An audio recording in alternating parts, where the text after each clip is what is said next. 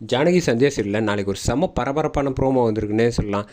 மணி வந்து பத்மாவோட சதித்திட்ட எல்லா விஷயத்தையும் கண்டுபிடிச்சிட்டு அதே மாதிரி கரெக்டாக சீனுக்கிட்ட வந்து சொல்லிட்டாப்புலன்னே சொல்லலாம். ஸ்கிப் பண்ணாமல் ஃபுல் வீடியோ கேளுங்க ஃப்ரெண்ட்ஸ்.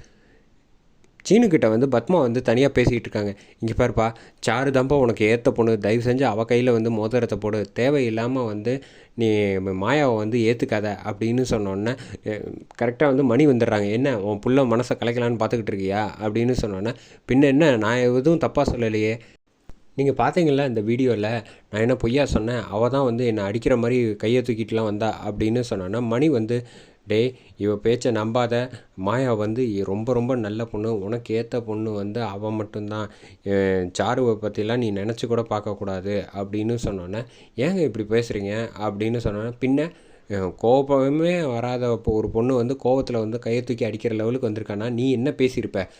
மாயா பேசுனது மட்டும்தானே அந்த வீடியோவில் இருக்குது. ஆமாம், நீ பதிலுக்கு பேசுனதுக்கு அப்புறமேட்டுக்கு தான் வந்து ஏதாவது சொல்லியிருப்ப. அதுக்கப்புறமேட்டுக்கு தான் அவள் கோவப்படுற மாதிரி இருந்திருக்கும் நிச்சயமாக. அப்படின்னா நீ பேசுனது ஏன் அந்த வீடியோவில் இல்லை, பதில் சொல்லு அப்படின்னோன்னா, இப்போ தான் வந்து சீனுக்கு லைட்டாக வந்து புரிய ஆரம்பிக்குது. நான் என்ன பண்ணுறது அப்படின்னு சொன்னி பதில் சொல்ல முடியாமல், பார்த்தியா பதில் சொல்ல முடியாமல் தடுமாறுறா உன் அம்மா. இவன் வந்து இவளை நம்பாத சீனு, மாயா தான் உனக்கு ஏற்ற ஜோடி, உனக்காக எவ்வளோ நல்லது செஞ்சுருக்கா, என்னென்ன பண்ணியிருக்காங்கிறதெல்லாம் நினச்சிப்பாரு. அதை விட்டுட்டு இவ சொல்கிறான்னுலாம் வந்து கேட்காத, சும்மா இருங்க, ஏங்க நம்ம பையன் மனசை குழப்புறீங்க. டே, சாரு தாண்டா நம்ம குடும்பத்துக்கு ஏற்ற மருமகளாக இருப்பா. மாயாலாம் வந்து ரொம்ப திமிரு பிடிச்சவ, அன்றைக்கே பார்த்தேல்ல, நீ மன்னிப்பு கேட்க சொல்லி கூட வந்து அவள் கேட்க முடியாது அப்படின்னு சொல்லிட்டா அப்படின்னோடனே சீனு லைட்டாக வந்து மறுபடியும் குழம்புறவங்க. அந்த குழம்புறப்ப வந்து மறுபடியும் வந்து மணி வந்து சொல்கிறாங்க, இங்கே பாரு, ஒரு விஷயம் சொல்கிறேன், உன் வாழ்க்கையை நீ தான் முடிவு பண்ணணுண்டா.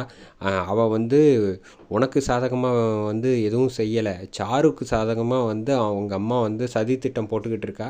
நான் சொல்ல வேண்டியதை சொல்லிட்டேன். எதுவாக இருந்தாலும் மாயா கையில் மோதிரத்தை போட்டுட்டு உங்களுக்குள்ளே வந்து எந்த சண்டை சச்சரவு இருந்தாலும் அதை அதுக்கப்புறமேட்டுக்கு பேசி தீர்வு பண்ணிக்கலாம். நீ இவ்வளோ தூரம் வந்து போராடினதே வந்து மாயாவை கல்யாணம் பண்ணணுங்கிறதுக்காக. அது மட்டும் இல்லாமல் மாயாவோட அப்பா வந்திருக்காங்க ரகுராம், அவர் வந்து நீ கேட்டதுக்காக வந்து நீ கேட்காமையே வந்து இந்த கல்யாணத்தை முடிவு பண்ணியிருக்காரு, ஞாபகம் வச்சுக்கோங்கிறாங்க. அதோட